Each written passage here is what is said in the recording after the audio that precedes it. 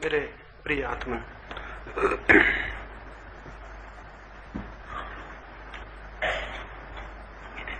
बोलते समय, बोलने के पहले मुझे ये सोच उठता है हमेशा। किसान सोच लेता है कि जिस जमीन पर हम बीज फेंक रहे हैं उस जमीन पर बीज अंकुरित होंगे या नहीं। बोलने के पहले मुझे भी लगता है जिनसे कह रहा हूं वो सुन भी सकेंगे या नहीं, उनके हृदय तक बात पहुंचेगी या नहीं पहुंचेगी, उनके भीतर कोई बीज अंकुरित हो सकेगा या नहीं हो सकेगा। और जब इस तरह सोचता हूं तो बहुत निराशा मालूम होती है। निराशा इसलिए मालूम होती है कि विचार केवल उनके हृदय में बीज बन पाते हैं जिनके पास प्यास हो, और केवल उनके हृदय सुनने में समर्थ हो पाते हैं जिनके भीतर गहरी अभिप्सा हो। अन्यथा हम सुनते हुए मालूम होते हैं लेकिन सुन नहीं पाते। अन्यथा हमारे हृदय पर विचार जाते हुए मालूम पड़ते हैं लेकिन पहुंच नहीं पाते और उनमें कभी अंकुरण नहीं होता है। प्यास के बिना कोई भी सुनना संभव नहीं है। इसलिए जरूरी नहीं है कि जितने लोग बैठे हैं वो सभी सुनेंगे। ये भी जरूरी नहीं है कि उन तक मेरी बात पहुंचेगी, लेकिन इस आशा में कि शायद किसी के पास पहुंच जाएगी तो भी ठीक है। अगर एक के पास भी बात पहुंच जाए तो परिणाम होगा, निश्चित होगा। पर मैं आशा करूं कि सबके पास पहुंच सकेगी और ये विश्वास करूं कि सब प्यास लेके इकट्ठे हुए होंगे। हुआ ऐसा है कि दुनिया में प्यास सत्य के लिए, परमात्मा के लिए कम होती जा रही है। सत्य के लिए हमारी अभिप्सा कम होती जा रही है। ये मैं क्यों कह रहा हूं? ये मैं इसलिए कह रहा हूं। धर्म के लिए हमारी प्यास कम होती जा रही है। ये मैं क्यों कह रहा हूं? ये मैं इसलिए कह रहा हूं कि अगर आपकी धर्म के लिए प्यास हो तो आप किसी धर्म के सदस्य नहीं हो सकते। अगर आपकी धर्म के लिए प्यास हो तो आप हिंदू, जैन, मुसलमान और ईसाई नहीं हो सकते।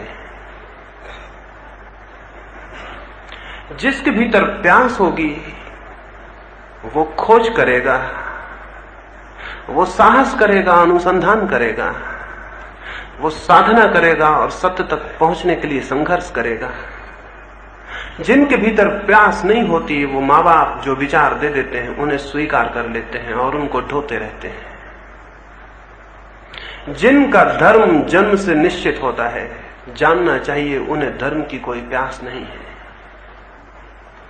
अन्यथा हम दूसरों के दिए भोजन से तृप्त नहीं होते और हम दूसरों के पहने हुए कपड़े पहनने को राजी नहीं होते, लेकिन हम दूसरों के उधार विचार स्वीकार कर लेते हैं और हम परंपरा से सहमत हो जाते हैं। और जन्म का आकस्मिक संयोग हमें जिस घर में पैदा कर देता है हम उस धर्म को अंगीकार कर लेते हैं। ये हमारे भीतर बुझी हुई प्यास के लक्षण हैं। जिनके भीतर परंपरा के प्रति संदेह नहीं उठता, जिनके प्रति प्रचलित धारणाओं और मान्यताओं के प्रति जिज्ञासा और प्रश्न खड़े नहीं होते हैं, उनके भीतर कोई प्यास नहीं है। अगर उनके भीतर प्यास हो तो प्यास की अग्नि उन्हें विद्रोह में ले जाएगी। धर्म बुनियादी रूप से या सत्य या धर्म और सत्य की खोज एक विद्रोह है। वो इसेंशियली रिबेलियस है। तो आपके भीतर अगर विद्रोह पैदा नहीं होता है और आप चुपचाप सब कुछ स्वीकार कर लेते हैं जो परंपरा ने, अतीत ने आपको दिया है, आप कभी धार्मिक नहीं हो सकते हैं। महावीर ने वो स्वीकार नहीं किया जो उन्हें दिया गया था, और न बुद्ध ने स्वीकार किया और न क्राइस्ट ने स्वीकार किया। दुनिया में जो भी लोग सत्य को उपलब्ध हुए हैं उन्होंने परंपरा से दिए गए सत्यों को स्वीकार नहीं किया। उन्होंने कहा हम खोजेंगे, हम जानेंगे, हम पहचानेंगे, हम अनुभूति करेंगे तो स्वीकार करेंगे। अनुभूति के पहले जो स्वीकार करने को तैयार है उसकी प्यास झूठी है। और भी प्यास इसलिए झूठी मालूम होती है, अगर कोई आदमी कहे कि मुझे बहुत प्यास लगी है और पानी शब्द से ही तृप्त हो जाए तो हम क्या कहेंगे? हम कहेंगे प्यास नहीं है। हम आत्मा, परमात्मा और इन सारे शब्दों से तृप्त हो जाते हैं। इसका अर्थ है हमारे भीतर कोई जलती हुई प्यास नहीं है। अन्यथा प्यास हो तो पानी चाहिए। पानी शब्द से कोई कैसे तृप्त होगा? लेकिन मैं देखता हूं जो धार्मिक दिखाई पड़ते हैं वो शास्त्रों को पढ़ते हैं और तृप्त हो जाते हैं। ये प्यास जरूर झूठी है। शास्त्र जिसकी प्यास को बुझा देते हो वो प्यास सच्ची नहीं हो सकती, क्योंकि शास्त्र में सिवाय शब्दों के और क्या है? शास्त्र में सिवाय शब्दों के और कुछ भी नहीं है। सत्य तो मेरे और आपके भीतर है। सत्य तो जगत सत्ता के भीतर है। जो अपने भीतर और जगत सत्ता के भीतर प्रवेश नहीं करेगा वो सत्य को उपलब्ध नहीं हो सकता। इसलिए जिसकी प्यास गहरी होती है, इसलिए जिसकी अभीप्सा तीव्र होती है, वो सहमत नहीं होता। वो किसी मान्यता से बंधता नहीं, सारी मान्यताओं को तोड़ देता है। और जब कोई मनुष्य सारी मान्यताओं को, सारी धारणाओं को तोड़ देता है तो उसके भीतर एक इतनी घबराहट, इतनी बेचैनी, इतनी अशांति, इतने असंतोष का जन्म होता है कि जिसकी हम कल्पना भी नहीं कर सकते हैं। और जब वैसा असंतोष भीतर पैदा हो जाए और भीतर लपटें चलने लगे खोज के लिए, जीवन के लिए, तभी कोई व्यक्ति सामान्य जीवन चेतना से ऊपर उठकर परम जीवन चेतना से संबंधित हो पाता है। इसलिए अगर किसी ने कहा हो कि धर्म संतोष है तो मैं कहना चाहता हूं गलत है वो बात। धर्म बहुत गहरा असंतोष है। इसलिए अगर कोई सिखाता हो कि धार्मिक आदमी वो है जो संतुष्ट है तो मैं कहूंगा बिल्कुल ही गलत बात है। धार्मिक आदमी वो है जो सबसे असंतुष्ट है, जिसे कुछ भी संतुष्ट नहीं कर पाता है। और जब असंतोष तीव्र होता है तो उस तीव्र असंतोष की ज्वाला में ही उसकी चेतना ऊपर उठनी शुरू होती है। आरोहण गहरे असंतोष से शुरू होता है। पता नहीं आपके भीतर ऐसी प्यास और ऐसा असंतोष है या नहीं, लेकिन ईश्वर से मैं कामना करूंगा कि ऐसी प्यास पैदा हो और अपने जन्म की बातों और विचारों से मुक्त हो जाएं। क्योंकि जो उनसे ही सहमत रहेगा वो उनसे ही सहमत मर जाएगा, उसकी अपनी कोई अनुभूति नहीं हो सकती है। कृपा करें, परंपरा को दूर हटा दें, जो दूसरों ने दिया है उसे अलग रख दें और पूछें अपने से कि मेरी उपलब्धि क्या है। अनुभूति के जगत में आपकी अपनी उपलब्धि क्या है? मैंने सुना है एक सन्यासी बहुत दिन तक अपने गुरु के आश्रम पर था। बहुत दिन उसने अपने गुरु की बातें सुनी, लेकिन उसकी बातें सुनकर उसे ऐसा लगने लगा ये तो वही बातें रोज रोज दोहरा देता है, कहीं और जाऊं और खोजूं। और जब उसके मन में यह संकल्प घना हो रहा था कि मैं कहीं और जाऊं और खोजूं, तभी एक और सन्यासी का आगमन उस आश्रम में हुआ। उस सन्यासी ने आते से ही इतनी सूक्ष्म और बारीक बातें की, इतनी तत्व चिंतन, इतने तत्व की गहरी गहरी बातों का ऊहापोह किया कि वो युवा सन्यासी जो आश्रम छोड़ने को था उसके मन में हुआ कि अगर कोई गुरु हो तो ऐसा होना चाहिए। और उसके मन में हुआ कि मेरा जो बूढ़ा गुरु है वो ये बातें सुनकर कैसा संकोच, कैसी हीनता और कैसी दीनता नहीं अनुभव करता होगा। कोई 2 घंटे तक आगंतुक सन्यासी ने अपनी बातें समझाई और जब अपनी बातें समझा चुका तो उसने अभिमान से सबकी तरफ देखा कि कैसा लगा, लोगों को कैसा लग रहा है। उसने उस बूढ़े सन्यासी की तरफ देखा जिसका कि आश्रम था। वो बूढ़ा सन्यासी हंसने लगा और उसने जो कहा वो मन में रख लेने जैसा है। उसने कहा, मेरे मित्र, मैं 2 घंटे तक संपूर्ण हृदय से तल्लीन होकर सुनता रहा कि तुम कुछ बोलो, लेकिन तुम तो कुछ बोलते नहीं। वो सन्यासी हैरान हुआ। उसने कहा, आप पागल हैं, मैं 2 घंटे तक बोलता ही था और क्या करता था। उस बूढ़े सन्यासी ने कहा कि तुम बोलो, मैं ये सुनता रहा, लेकिन तुम नहीं बोलते। तुम्हारे भीतर से दूसरे बोल रहे हैं, शास्त्र बोल रहे हैं, संस्कार बोल रहे हैं, परंपरा बोल रही, समाज बोल रहा है, लेकिन तुम नहीं बोल रहे। और निश्चित ही अपने भीतर खोजें कि जो भी आपको प्रतीत होती हैं बातें, जो आपको सत्य मालूम होते हैं, अनुभूतियां, वे आपकी हैं या दूसरे लोग बोल रहे हैं। और उस आदमी से दरिद्र आदमी इस जमीन पर कोई भी नहीं है जिसके भीतर अपना कोई स्वर ना हो, सब स्वर पराये हो। और उस आदमी से कमजोर और दीनहीन आदमी कोई भी नहीं है जिसके पास अपनी कोई अनुभूति ना हो, सब अनुभूतियां दूसरों की हो। ऐसा आदमी केवल एक प्रतिध्वनि मात्र है जिसमें दूसरों की आवाजें गूंज रही हैं और प्रतिध्वनित हो रही हैं।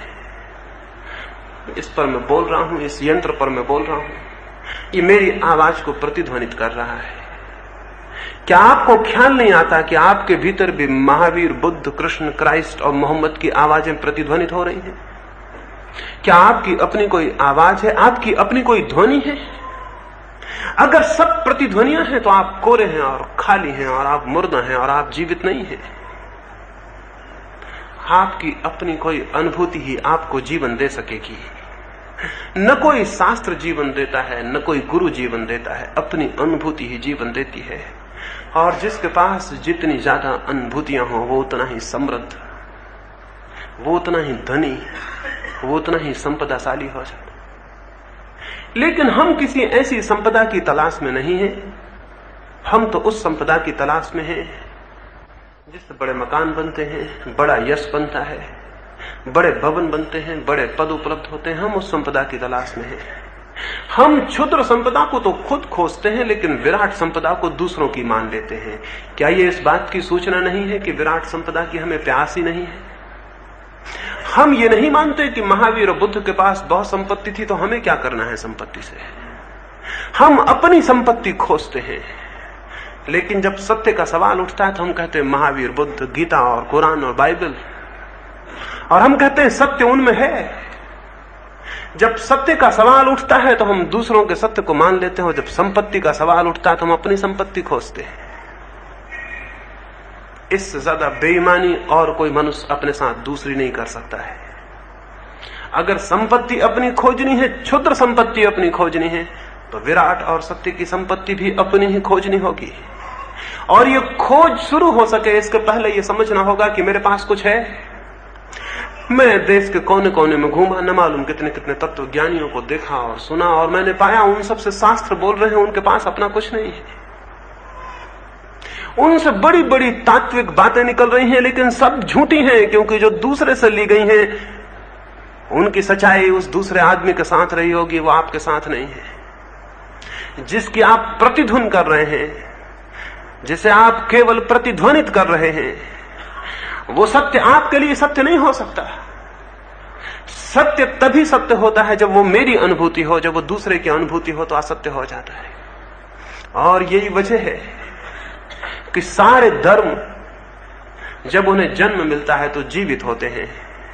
वे उस आदमी के साथ जीवित रहते हैं जिसके पास सत्य था, और उसके हटते ही मुर्दा होने शुरू हो जाते हैं, और फिर लाशें रह जाती हैं, और फिर लकीरें रह जाती हैं, मुर्दा जिन्हें हम पीटते रहते हैं। दुनिया इस तरह के मुर्दा धर्मों से परेशान हो गई है। ये सब मरे हुए धर्म हैं। ये मरे हुए इसलिए हैं कि इनको मानने वाले के पास अपना सत्य नहीं है। अपना सत्य सबसे बड़ी बात है, और मैं आपको कहूं वही सबसे बड़ी संपत्ति भी है। और जो ऐसे किसी सत्य को स्वयं उपलब्ध नहीं होता है, वह आज नहीं कल पछताएगा, और तब उसे दिखाई पड़ेगा कि उसकी खोज की गए पद, उसकी इकट्ठी की गई संपदाएं सब व्यर्थ हो गई हैं। मृत्यु सब छीन लेती है केवल सत्य को छोड़कर। मृत्यु सब छीन लेती है केवल सत्य को छोड़कर। और हम ऐसे पागल हैं कि जीवन भर में हम से सब खोजते हैं केवल सत्य को छोड़कर। मैंने सुना और मुझे प्रीति कर रहा, और मैंने जगह जगह लोगों को कहा, नानक एक गांव से निकले थे, उस गांव में एक रात वो रुके। उस गांव में जो बहुत समृद्ध और धनी मानी व्यक्ति था, उसने आकर उनके चरणों में कहा कि मेरी सारी संपत्ति ले लें और इस सारी संपत्ति को किसी अच्छे काम में लगा दें। आपसे अच्छा आदमी और कौन मिलेगा? आप इशारा करें और मैं करूं, जो आज्ञा देंगे वो पूरा कर दूंगा। नानक ने उसे नीचे से ऊपर तक देखा, और नानक नीचे ही देखते रह गए। उस आदमी ने पूछा, आप कहते क्यों नहीं? नानक ने कहा, मुझे तुम्हारे पास कुछ भी दिखाई नहीं पड़ता, तुम बिल्कुल दरिद्र आदमी मालूम होते हो।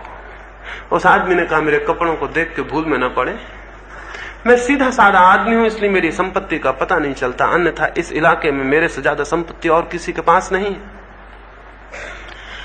नानक ने कहा, मुझे तो कुछ भी दिखाई नहीं पड़ता कि तुम्हारे पास कुछ भी हो। मुझे बहुत दरिद्र लोग मिले हैं, लेकिन तुम दरिद्रतम हो। फिर भी तुम नहीं मानते तो एक छोटा सा काम कर दो, अगर वो काम कर सके तो फिर और बड़े काम बताऊंगा, परीक्षा हो लेगी। और उसने कहा आज्ञा दें और मैं कर दूंगा, चाहे मेरी समग्र संपत्ति क्यों न लग जाए। नानक ने अपने कपड़े से एक सुई निकाली, कपड़े सीने की सुई, और उस आदमी को कहा इसे रख लो और जब हम और तुम दोनों मर जाएं तो इसे वापस लौटा देना। उस आदमी ने देखा कि जरूर आदमी पागल है, मैं गलत आदमी के पास आ गया। पहले तो उसने कहा कि दरिद्र हो तुम, और अब वो कह रहा है कि ये सुई जब हम दोनों मर जाएं तो वापस लौटा देना। फिर भी एकदम से अभी वापस करूं, अभी मैंने कहा था जो कहेंगे कर दूंगा, ठीक नहीं मालूम होगा। वो सुई लेकर वापस चला गया। उसने मित्रों से सलाह ली, उसने रात भर सोचा, उसकी कुछ समझ में नहीं पड़ा, कोई रास्ता नहीं मिला। उसने सब तरह से मुट्ठी बांधने की कोशिश की उस सुई के ऊपर, लेकिन सब मुट्ठियां इसी पार रह जाती हैं। उसने सब भांति सुई को ले जाने के विचार किए, लेकिन सब विचार यहीं रह जाते हैं। कोई पकड़ मृत्यु के भीतर नहीं जा सकती। सुबह सुबह जल्दी वो आया, उसने नानक के पैर छुए और कहा कि इसके पहले कि लोग आ जाएं मैं अपनी दरिद्रता स्वीकार कर लूं, ये सुई आप वापस ले लें। कहीं ऐसा ना हो कि मैं मर जाऊं और सुई वापस न कर सकूं, एक ऋण मेरे ऊपर रह जाए, इसे मैं मरने के बाद वापस नहीं लौटा सकूंगा, इसलिए जिंदगी में लौटा रहा हूं। नानक ने कहा जिस चीज को मरने के पीछे न ले जा सको उसे जिंदगी में इकट्ठा करने की भूल में मत पड़ना, और जिसे जिंदगी में लौटाने का ख्याल आता है क्योंकि मृत्यु के बाद नहीं लौटा सकेंगे, उस सबको लौटा दो जिंदगी को वापस, उसे इकट्ठा मत करो। सुई ही मुझे मत लौटाओ, सब लौटा दो जो जो इकट्ठा हो, जो कि मृत्यु के पार न जा सके। असल में हम समृद्धि के थोथे झूठे रूप में अपने भीतर की दरिद्रता छिपा लेते हैं। जितना गरीब आदमी होगा उतनी संपत्ति की उसकी आकांक्षा होती है, और जितना नीचा आदमी होगा उतने बड़े पद पर होने की उसकी मनसा होती है।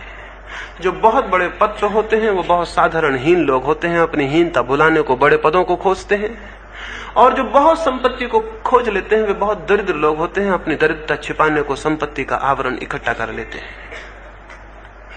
इसलिए दुनिया में जो दरिद्र है वो संपत्तिशाली दिखाई पड़ता है, और जो बहुत दीनहीन है वो बड़े पदों पर अनुभव होता है। क्राइस्ट ने कहा है धन्य है वे लोग जो अंतिम हो सकते हैं। क्राइस्ट ने कहा है धन्य है वे लोग जो अंतिम हो सकते हैं, क्योंकि जरूर उनमें प्रथम होने की क्षमता है। धन्य है वे लोग जो दरिद्र हो सकते हैं, क्योंकि निश्चय इस बात की उनकी दरिद्रता सूचना है कि वे दरिद्र नहीं है, इसलिए उन्हें कोई संपत्ति से अपनी दरिद्रता छिपाने का कोई कारण नहीं है। धन्य है वे लोग जो निम्न हो सकते हैं, क्योंकि उन्हें ऊंचे उठने का कोई ख्याल पैदा नहीं होता, क्योंकि उनके भीतर कोई नीचा है ही नहीं जिसे ऊपर उठने का ख्याल पैदा होता हो। इसलिए इस दुनिया में समृद्ध दरिद्र देखे जाते हैं और दरिद्र समृद्ध देखे जाते हैं, और भिखारी हुए हैं जो सम्राट थे और सम्राट रहे हैं जो कि भिखारी थे। नानक ने उस सुबह उससे कहा कि फिर सोचो तुम्हारे पास क्या है। नानक ने उससे कहा मैं उस चीज को विपत्ति कहता हूं जो मृत्यु के पार न जा सके, उसे संपत्ति कहता हूं जो मृत्यु के पार चली जाए। मैं भी आपसे ये कहूं वही संपत्ति है जो मृत्यु के पार चली जाए, और ऐसी संपत्ति केवल सत्य की है और कोई संपत्ति नहीं है। और कोई संपत्ति नहीं है जिसे मृत्यु की लपटें नष्ट न कर देंगी। एक ही संपत्ति है सत्य की, और वो आप उधार है, वो आपकी दूसरों से ली हुई है, वो आपकी महावीर कृष्ण और क्राइस्ट से मिली हुई है, वो आपने गीता कुरान और बाइबल से ली हुई है। वो संपत्ति आपकी नहीं है जो कि संपत्ति है, और जिसे आप संपत्ति समझ रहे हैं वो बिल्कुल आपकी नहीं हो, ना है ना हो सकती है। उसे आपको छोड़ ही देना होगा। जिसे छोड़ देना होगा उसे इकट्ठा कर रहे हैं, और जो साथ हो सकती है उसे अपने से दूर रख रहे हैं और बड़े बड़े नामों का सहारा ले रहे हैं। स्मरण रखें, सत्य आपका हो तो ही आपका हो सकता है। इसलिए समाज और परंपरा और शिक्षा आपको जो देती है उसे सत्य मत मान लेना। मैं एक गांव में गया, वहां एक अनाथालय में मुझे दिखाने ले गए। वहां उन्होंने कहा कि हम छोटे छोटे बच्चों को धर्म की शिक्षा देते हैं। मैं हैरान हुआ, क्योंकि मेरी बुद्धि कुछ गड़बड़ है और मुझे ऐसा लगता है कि धर्म की कोई शिक्षा हो नहीं सकती, और जब भी कोई शिक्षा होगी तो धर्म के नाम पर किसी न किसी गलत चीज की होगी। असल में धर्म की साधना होती है, शिक्षा होती ही नहीं है। मैंने कहा कि मैं हैरान हूं, धर्म की शिक्षा कैसे होगी, फिर भी मैं देखूं क्या शिक्षा देते हैं। उन्होंने कहा आप इन बच्चों से कुछ भी पूछे, इनको सब उत्तर मालूम है। मैंने कहा आप ही पूछे तो मैं सुनूं, क्योंकि मुझे ये भी ठीक पता नहीं कि कौन सा प्रश्न है जो धार्मिक है। क्योंकि जितने प्रश्न में धर्म की किताबों में लिखा दिखाई पड़ते हैं वो सब मुझे थोथे मालूम होते हैं। वो कोई भी प्रश्न धार्मिक नहीं मालूम होते, और उनके उत्तर तो उनसे भी ज्यादा थोथे होते हैं। मैंने कहा आप ही पूछे, तो उन्होंने पूछा लड़कों से आत्मा कहां है। उन सारे लड़कों ने छाती पे हाथ रखे, उन्होंने कहा यहां। मैंने एक लड़के से पूछा यहां तुम कह रहे हो, क्या मतलब है तुम्हारा? उसने कहा हमें बताया गया है कि आत्मा हृदय में है। और मैंने कहा हृदय कहां है? वो लड़का बोला ये हमें बताया नहीं गया। मैंने उनको कहा कि इन बच्चों के साथ दुर्व्यवहार कर रहे हैं, अन्याय कर रहे हैं, इन्हें एक बात सिखा रहे हैं कि आत्मा यहां है, ये सीख लेंगे। और जब भी जीवन में इनके सामने प्रश्न खड़ा होगा आत्मा कहां है, ये हाथ यांत्रिक रूप से छाती पे चला जाएगा और कहेगा यहां। ये उत्तर बिल्कुल झूठा होगा, ये दूसरों ने सिखाया है। इस उत्तर के कारण इनका प्रश्न दब जाएगा और इनके भीतर जिज्ञासा पैदा नहीं हो सकेगी जो कि आत्मा की खोज में ले जाती। इनके लिए उत्तर दे दिया, रेडीमेड, बना बनाया, ये उसे स्वीकार कर लिए। बालपन में अबोध चित्त की अवस्था में जब कुछ सोच समझ और विवेक जागृत नहीं है, तभी दुनिया के सारे धार्मिक लोग उन निरीह निर्दोष बच्चों के मन में अपनी शिक्षा को डाल देना चाहते हैं। इससे बड़ा और कोई अनाचार, कोई बड़ा पाप नहीं है, न हो सकता है।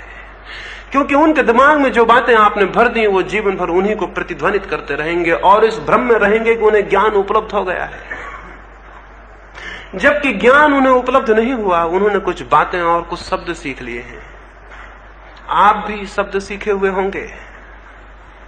ख्याल करके देखना कि किसी के सिखाए हुए शब्द हैं या ये अपनी अनुभूति है। और अगर ऐसा मालूम पड़े कि दूसरों के सिखाए हुए शब्द हैं तो कृपा करना उन्हें छोड़ देना और भूल जाना। इसके पहले कि कोई सत्य को उपलब्ध हो सके, सत्य के संबंध में जो भी सीखा है उसे भूल जाना अत्यंत अपरिहार्य और अनिवार्य है। सत्य के संबंध में जो भी जानते हैं उसे भूल जाना जरूरी है। अगर सत्य को जानना है, अगर परमात्मा को जानना है, तो परमात्मा के संबंध में जो भी जानते हैं कृपा करें उसे छोड़ दें। वो कचरे से ज्यादा नहीं है जो आपके मन को घेरे हुए है। और मन अगर सारे कचरे से मुक्त हो जाए जो हमें सिखाया गया है, तो उसका जन्म होगा जो ज्ञान है। ज्ञान सिखाया नहीं जाता, वो हमारा स्वरूप है। जो सिखाया जाता है वो कभी ज्ञान नहीं हो सकता। जो बाहर से भीतर डाला जाता है वो कभी ज्ञान नहीं होता। जो भीतर से बाहर आता है वो ज्ञान होता है। अगर ज्ञान हमारा स्वरूप है, अगर वो हमारी अंतर्निहित क्षमता है, तो वो बाहर से नहीं डाली जाएगी, वो भीतर से आएगी। और भीतर से आने में वो सब जो बाहर से डाला गया है बाधा हो जाता है। एक तो हौज में पानी भर देते हैं ऊपर से, वो भी पानी है। पंडित के मस्तिष्क में जो ज्ञान भरा होता है वो हौज के पानी की तरह है। और एक कुएं में भी पानी के जल स्रोत निकलते हैं, वो भी पानी है। लेकिन ज्ञानी का जो ज्ञान होता है वो कुएं की भांति होता है। उसमें पानी ऊपर से नहीं डाला जाता, मिट्टी कंकड़ पत्थर बाहर निकाले जाते हैं और पानी नीचे पाया जाता है। और पंडित का जो ज्ञान होता है उसमें ऊपर से पानी डाला जाता है, निकाला कुछ भी नहीं जाता। तो जो जो ज्ञान आपके ऊपर से डाला जाता है वो हौज की तरह आपके भीतर भर जाएगा। वो कोई वास्तविक बात नहीं है। आपके जल स्रोत नहीं उससे खुलते हैं और भरा हुआ पानी जल्दी ही गंदा हो जाता है। इसलिए पंडित के मस्तिष्क से ज्यादा गंदा मस्तिष्क जमीन पर दूसरा नहीं होता। इसलिए पंडित सारी दुनिया में उपद्रव और जड़, उपद्रव की जड़, झगड़ों, फसादों की बुनियाद है। दुनिया में पंडितों ने जितना उपद्रव करवाया है उतना बुरे लोगों ने बिल्कुल नहीं करवाया। लेकिन बुरे लोग अपराधियों की तरह बंद हैं और पंडित पूजे जा रहे हैं। दुनिया में जितनी खून खराबी हुई है, मनुष्य के साथ जितने अत्याचार हुए हैं, मनुष्य और मनुष्य के बीच जितनी दीवारें खड़ी की हैं वो पंडित ने खड़ी की हैं। लेकिन वे अपराधी नहीं है, वे पूज्य हैं, वे समादृत हो रहे हैं। जरा मनुष्य के इतिहास को उठा के देखें, उसमें जितने खून के धब्बे हैं उसमें 99 पंडित के पास पड़ेंगे, 1% अपराधियों के पास जाएगा। दुनिया में मनुष्य और मनुष्य के बीच जितनी भी खाइयां और लड़ाइयां और उपद्रव खड़े किए गए हैं वो पंडित ने खड़े किए हैं। और मैं मानता हूं इसके पीछे कारण है, जो भी पानी ऊपर से भर दिया जाता है वो गंदा हो जाता है, उसमें कोई जीवित स्रोत नहीं होते। तो पंडित चाहे वो किसी धर्म का हो, उसके भीतर बाहर से भरा हुआ ज्ञान धीरे धीरे गंदगी और सड़न पैदा कर देता है और वो सड़न फिर नए नए रूपों में निकलनी शुरू हो जाती है। घृणा और विद्वेष फैलाने का कारण हो जाती है, मनुष्य को मनुष्य तोड़ने का कारण हो जाती है। ज्ञान तो वास्तविक भीतर से आता है, बाहर से नहीं आता है। और वो तभी आएगा जब बाहर के ज्ञान को हम अलग कर दें, क्योंकि वो कंकड़ पत्थर की तरह भीतर के ज्ञान को दबा लेता है। जो भी हमने बाहर से सीख लिया है वो हमारे आत्म के जागरण में बाधा है। अगर हम बाहर से सीखे हुए को बाहर वापस लौटा दें तो वो जाग जाएगा जो हमारे भीतर है और निरंतर मौजूद है, उसकी स्फुरना हो जाएगी।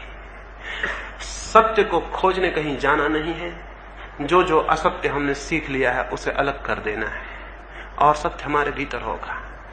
परमात्मा को खोजने कहीं जाना नहीं है, जो जो हमने अपने ऊपर आवरण डाल लिए हैं वो अलग कर देने हैं और परमात्मा उपलब्ध हो जाएगा। एक रात, एक बहुत सर्द रात को, एक पहाड़ के पास एक छोटे से मंदिर में एक आदमी ने जाके दस्तक दी। आधी रात होने को थी और बहुत ठंडी रात थी। अंदर से पूछा गया, कौन है इतनी रात को, सुबह आओ। उस आदमी ने कहा, मैं बहुत पापी हूं, मैं बहुत बुरा आदमी हूं। मैंने बहुत बार सोचा कि दिन में आपके पास आऊं, लेकिन वहां और बहुत से लोग होते हैं, इसलिए मैं रात को आया हूं। वो मंदिर एक साधु का था। दरवाजा खोला गया। वो साधु अंतिम सोने की तैयारी कर रहा था। उसकी सिगड़ी की आग भी बुझ गई थी और राख ही राख थी। उसने से पूछा कि तुमने ये कैसे कहा कि तुम पापी हो? जरूर किसी पंडित ने तुम्हें समझाया होगा कि तुम पापी हो, क्योंकि पंडित का एक ही काम है कि वो दुनिया में लोगों को समझाए कि वो पापी हैं। और मेरी दृष्टि में किसी को यह समझा देना कि तुम पापी हो, इससे बड़ा कोई पाप नहीं हो सकता, क्योंकि उसके पापी होने की बुनियाद रख दी गई।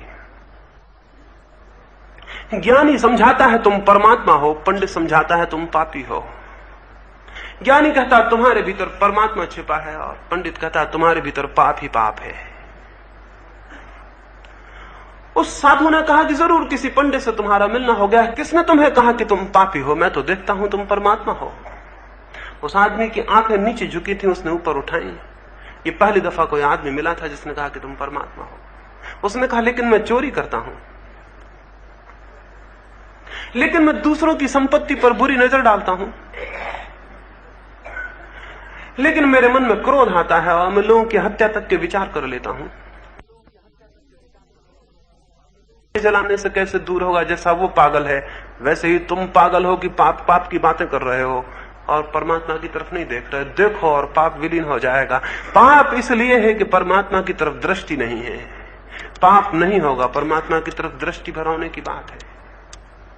उस पापी से कहा बैठो। वो जो आदमी कह रहा था मैं पापी हूं, उससे कहा बैठो। वो आदमी बोला, लेकिन मुझे तो कोई परमात्मा दिखाई नहीं पड़ता, मेरे भीतर सब पाप ही पाप दिखाई पड़ता है। सिगड़ी रखी थी, आग बुझने के करीब थी, सर्द रात थी।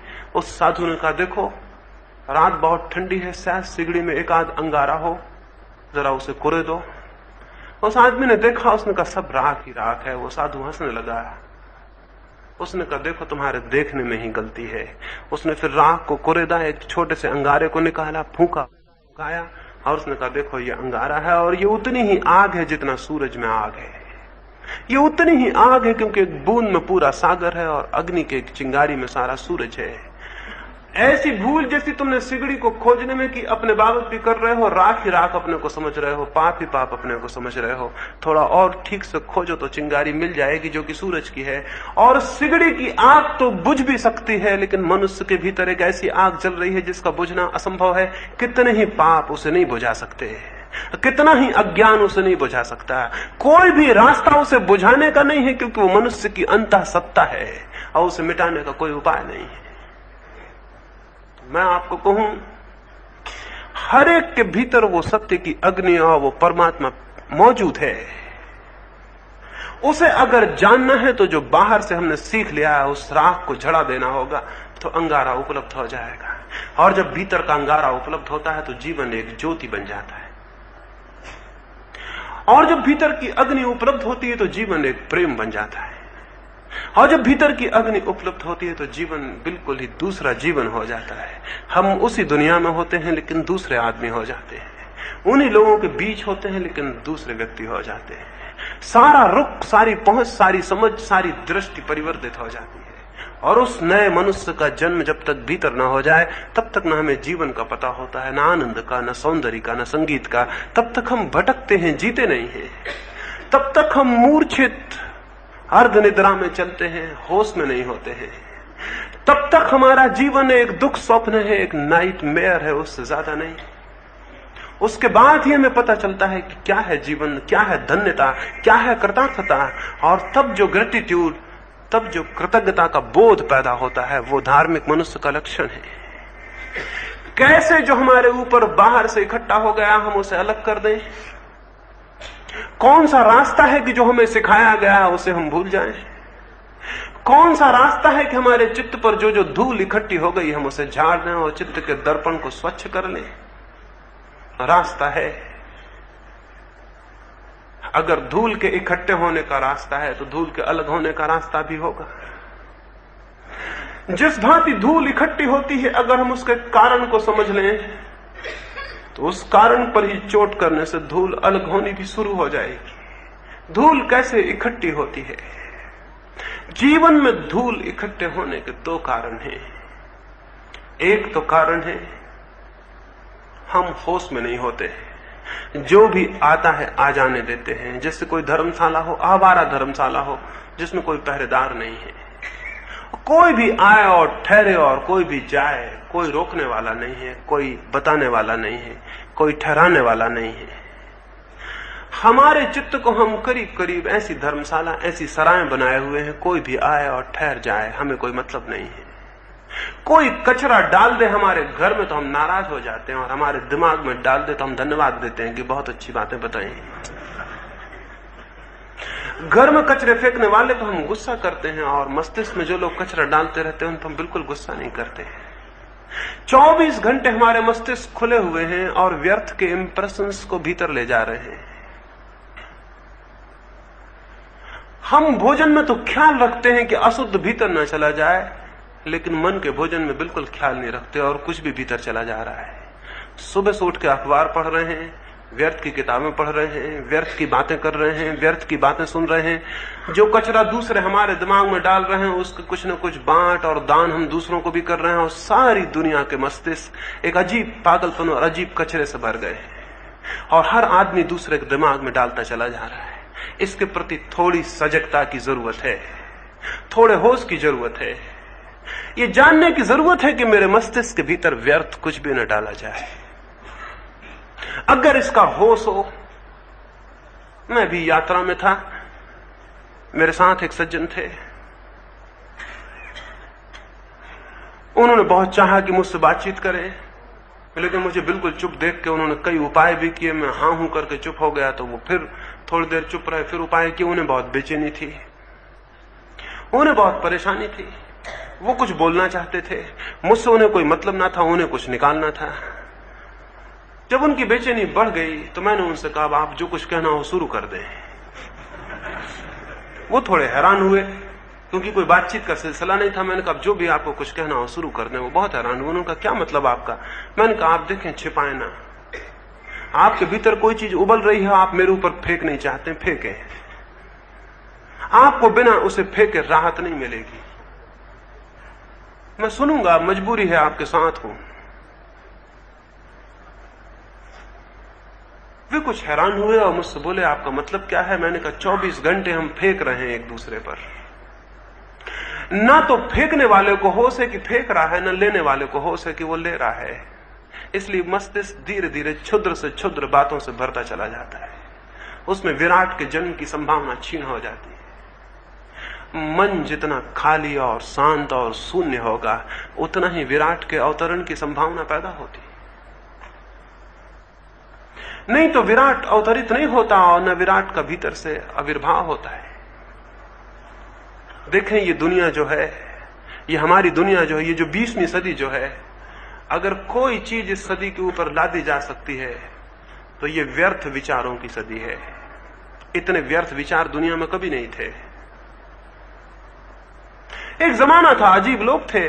मैंने सुना है कि लाओ त्से चीन में एक बहुत बड़ा अद्भुत विचारक और अद्भुत दृष्टा हुआ है। वो रोज सुबह अपने एक मित्र के साथ घूमने जाता था। ये वर्षों क्रम चला। कहा जाता है कि जब रास्ते में वो दोनों जाते तो इतनी सी उनकी बातचीत होती थी। उसका मित्र आता और कहता नमस्कार, कोई आधा घंटे बाद लाओस से कहता नमस्कार। दोनों जब घूमने जाते तो उसका मित्र कहता नमस्कार, उसके कोई आधा घंटे बाद लाओस से कहता नमस्कार। ये कुल बातचीत थी। एक दिन एक मेहमान उसके मित्र के घर आया, वो उसको भी घुमाने ले आया। घूमने के बाद सांझ को जब मित्र मेरा लाओस से ने कहा देखो उस आदमी को वापस कल मत ले आना, बहुत बातचीत करने वाला मालूम होता है। उस आदमी ने क्या बातचीत की थी? उसने घंटे डेढ़ घंटे के घूमने में ये कहा था आज की सुबह बहुत सुंदर है। लाओस ने कहा उस आदमी को साथ मत ले आना, बहुत बकवासी मालूम होता है। और उसने बात इतनी की थी डेढ़ दो घंटे के घूमने में कि आज की सुबह बड़ी सुंदर मालूम होती है। ऐसे लोग थे। ऐसे लोगों को अगर सत्य का अनुभव हुआ हो तो आश्चर्य नहीं है, और हम जैसे लोग हैं अगर हमें सत्य का अनुभव न होता हो तो भी कोई आश्चर्य नहीं है। महावीर 12 वर्षों तक मौन थे। क्राइस्ट बहुत दिनों तक मौन थे। मोहम्मद पहाड़ पर जाकर बहुत दिनों तक चुप थे। दुनिया से मौन खत्म हो गया है। हम चुप रहना भूल गए हैं, और जो मनुष्य चुप रहना और मौन रहना भूल जाएगा उसके जीवन में जो भी श्रेष्ठ है वो नष्ट हो जाएगा, क्योंकि श्रेष्ठ का जन्म ही मौन में होता है। सौंदर्य का और सत्य का अवतरण मौन में होता है। इसलिए स्मरण रखें कि व्यर्थ के विचारों के प्रति सचेत हों, न तो दूसरों से लें और कृपा करें न दूसरों को दें। सचेत जितने आप होंगे उतने ही क्रमशः आपको बोध होने लगेगा ये व्यर्थ के विचार आ रहे हैं, इन्हें नमस्कार कर लें, इन्हें भीतर ले जाने की कोई भी जरूरत नहीं है। इनसे कहें कि कृपा करें और बाहर ठहरें। अगर परिपूर्ण होश और बोध हो और 24 घंटे ये बोध बना रहे तो आप थोड़े ही दिनों में व्यर्थ विचार के आगमन से मुक्त हो जाएंगे। और जब व्यर्थ विचार का आश्रय या आगमन बंद हो जाए तो भीतर बड़ी घनीभूत शांति उत्पन्न होगी। लेकिन कुछ विचार आपने पिछले जीवन में और पिछले जन्मों में इकट्ठे कर लिए हैं, वे इससे बंद नहीं होंगे, वे तो भीतर घूमते ही रहेंगे। उनके लिए कुछ और करना होगा। बाहर से नए विचारों का आगमन, व्यर्थ के विचारों का भीतर संग्रह न हो, इसके लिए सचेत होना पड़ेगा, होश रखना पड़ेगा, सजग होना होगा, पहरेदार बनना होगा, और भीतर जो विचार इकट्ठे हो गए हैं उनसे तादात्म्य तोड़ना होगा अपना। हमारे भीतर जो भी विचार चलते हैं हम उनके साथ एक तरह की आइडेंटिटी, एक तरह का तादात्म्य कर लेते हैं। अगर भीतर आपके क्रोध आए तो आप कहते हैं मुझे क्रोध आ गया। ये तो भूल की बात है, तो झूठी बात है। आपको कहना चाहिए मुझ पर क्रोध आ गया।